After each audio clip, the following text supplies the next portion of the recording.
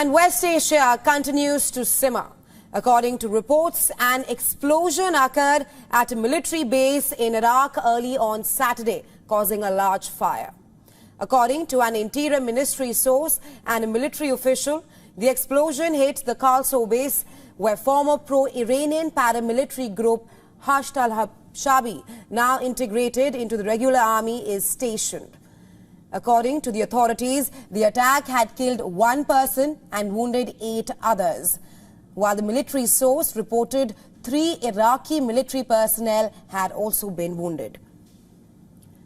There was no immediate claim of responsibility for the attack, although the US military command has come out and clarified that its forces were not behind the reported strike.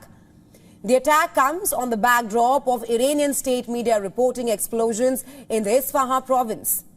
Reports now suggest that missiles and drones were used for a limited attack on Iran, although a senior Iranian official says that Tehran has no plan for immediate retaliation.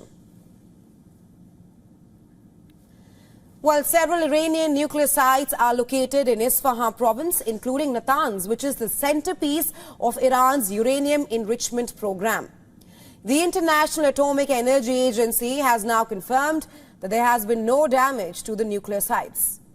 On Thursday, a senior Iranian Revolutionary Guards commander said that Iran could review its nuclear doctrine following Israeli threats. The remarks further raised concerns about Tehran's nuclear program, which it has always said was strictly for peaceful purposes. Well, Iran's supreme leader, Ayatollah Ali Khamenei, has the last say on Tehran's nuclear program and facilities there. The attack in Isfahan came days after Iran's drone attack on Israel, which sparked fears of a major escalation in West Asia. In what seems like an escalation between Israel and Iran, American media is quoting sources and saying that it was an Israeli attack on Iran, although Israel is yet to confirm if they had carried out the strike. On the other hand, the Americans are maintaining a strategic silence on the reported Israeli strike on Iran, asserting that it has no role to play in any offensive action.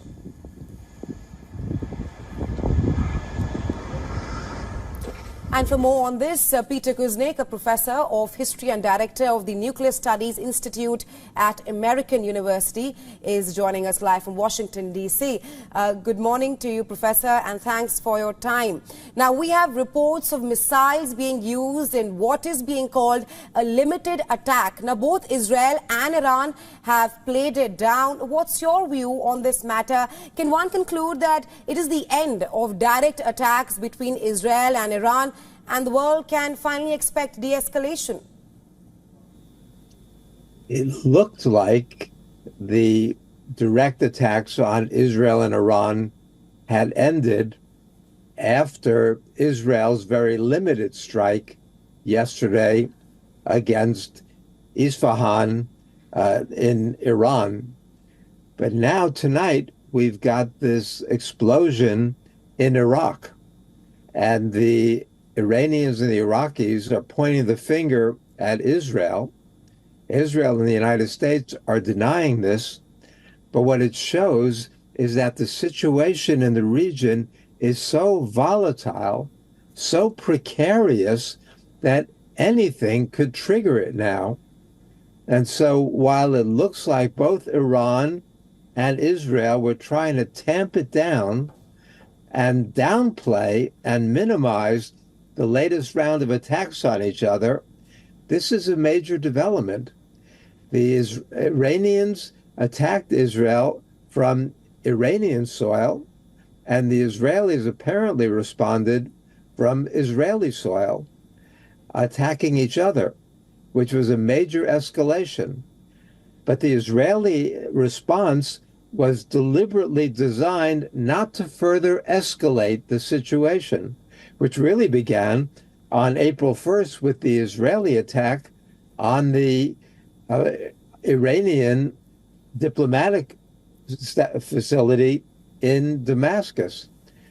So we are already seeing this tit-for-tat cycle of retaliation.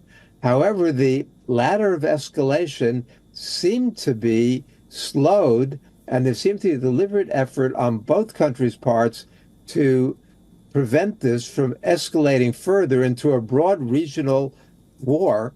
And we know that a regional war, you look at what the Iranians sent at Israel the other night, between 300 and 350 missiles and drones that were used to attack Israel. Well, the estimate is that Hezbollah in Lebanon has 150,000 rockets and missiles and drones. So if they could try to overwhelm the Israeli defense system with 300 or 350, imagine the damage that would be done if there was a full-scale attack from Hezbollah or from Iran or from Iran's proxies in the area. So we are in a very precarious situation at a very crucial moment, and we are hoping that cooler heads prevail on all sides and do everything that's necessary to tamp this down and to look for a ceasefire in Gaza and a diplomatic resolution to an untenable and very dangerous situation. Right. So you speak of how the ladder of escalation has rather slowed down in West Asia at the moment. The pertinent question being is that, has this de-escalation happened on its own, or do you think there is another player or entity involved? And if so, who is the player? I think that none of the principals want to see an escalation and a broadening right now. There is a lot of pressure within the Israeli cabinet from the extreme right-wingers for a much more demonstrative, decisive, dramatic response from Israel to the Iranian drone attack, which is being portrayed as excessive, as much bigger than the Israelis were expecting. So we know the security cabinet member and other cabinet members, the extreme right-wingers, are putting pressure on Netanyahu to respond much more strongly, fiercely, destructively to the Iranian attack. There are also elements inside Iran. The hardliners there want to see much more aggressive action on Iran's part. The region has a lot of extremists on all sides. There are Islamic extremists, there are Jewish extremists, and then you've got the United States, which has very little influence right now with the Netanyahu government. And so, plus the other actors throughout the region make this an explosive situation, which is why diplomacy immediately is so crucial, because we could even get a war happening, even though none of the principal players want to see that happen. That doesn't mean it can't happen by mistakes, miscalculations, accidents. This situation is just too volatile at the moment.